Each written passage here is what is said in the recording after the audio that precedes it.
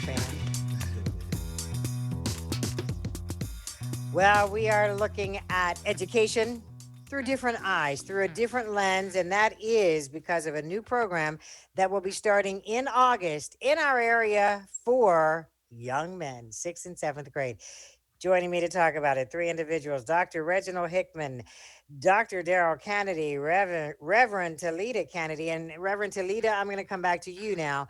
Um, as a mother, we worry about our sons. Mothers worry about their sons.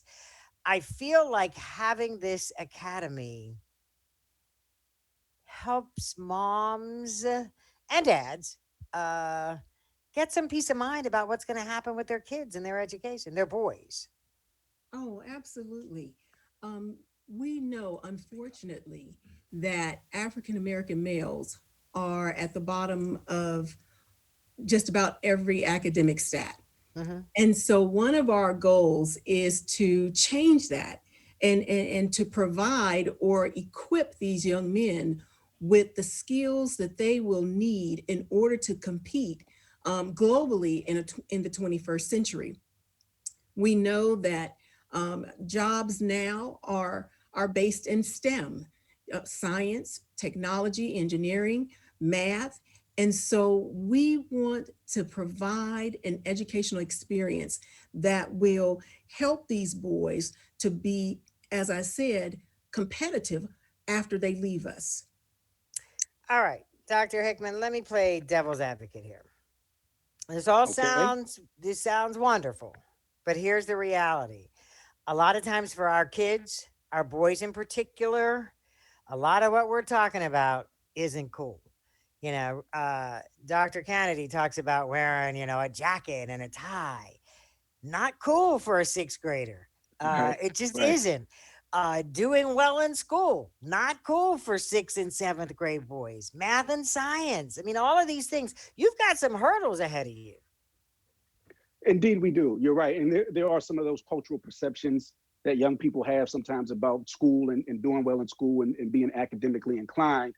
But in talking with parents, they have a common theme about why they want to send their young men here, even if they don't want to go. And that's because, 12 and 13-year-olds don't get to make their own decisions.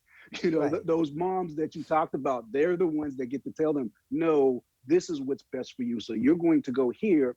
And what becomes incumbent upon us and me as an educator is, as I mentioned before, having those high standards and not taking no for an answer, demanding excellence.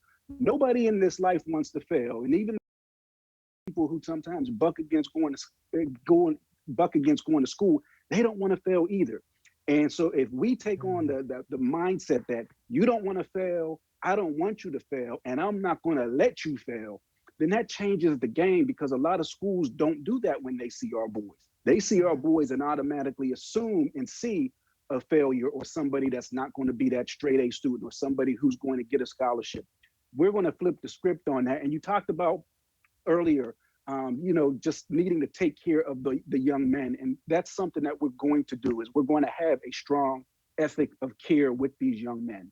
And really, and I tell parents this all the time when I've been the principal is I'm going to treat your child the same way I treat my own. I'm going to love on them the same way I love on my own, but I'm going to push them and have demands for excellence on them the same way I have for my own. So let me just follow up along those lines because we were talking about the Morehouse experience in the last segment. And I had the benefit of going to both an HBCU and a predominantly white university. Absolutely two completely different experiences. But the one I see, I see Reverend Kennedy nodding her head, so I'm gonna put you in this in just a second. But what I found in that HBCU experience was that nurturing, that Mhm. inability to slip between the cracks, that, no, that's not going to fly here, Lynn. Where is your work? There was an accountability that made all the difference. And quite honestly, at that period in my life, I needed that. Yeah. And there are a lot of scholars who call that the warm demander approach. And that's an approach that you're talking about that has history within the Black community.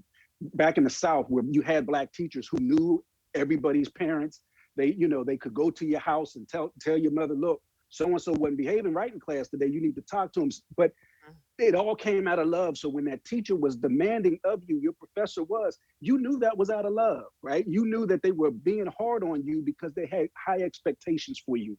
I used to tell students all the time, I'm hard on you because I expect more out of you. So Mm. you're gonna give me more. It's not a choice, it's not an option. But my students knew it was out of love. It's, so it definitely takes on a different tint, and that nurturing that you guys both talked about is so important. And it'll be a big part of what it is that we do on a daily basis. And Reverend Talita, I saw you nodding your head as I was saying that. Talk to me about the staff at the school. Well, I have not had the experience of attending a historically Black college, but having been exposed by the man next to me, I have always been enamored with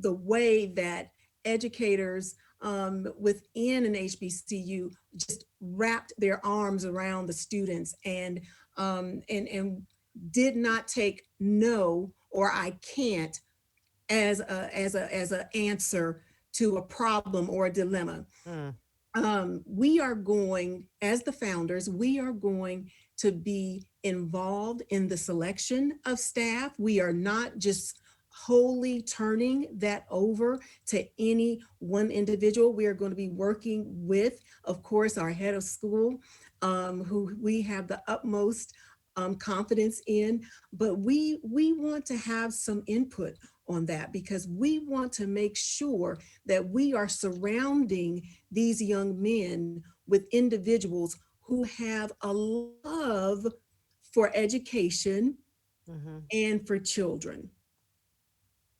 So I feel like now I got a lot of other questions, like, how do you apply? Who should apply? When should you apply?